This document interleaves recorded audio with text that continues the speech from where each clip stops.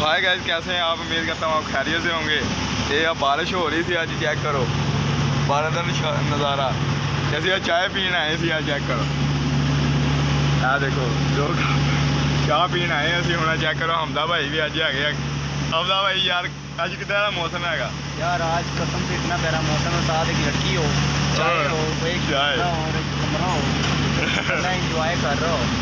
वाह यार, बारिश पे आ रही है बारिश। अगर ये चीज़ें ना हो तो बंदा पता क्या करे, अच्छा सा दोस्त ढूंढ के पार्क में बैठ जाता। हाँ सही है।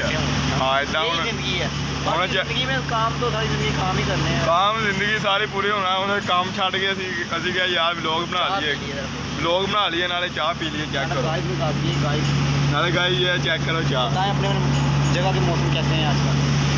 बारिशें हो रही हैं? बारिशें हो रही हैं कि नहीं? आप कमेंट में लिखेंगे बारिश हो रही है कि नहीं। यहाँ तो बारिश बहुत हो रही है साहिवाल में। 2-3 दिन हो गए हैं।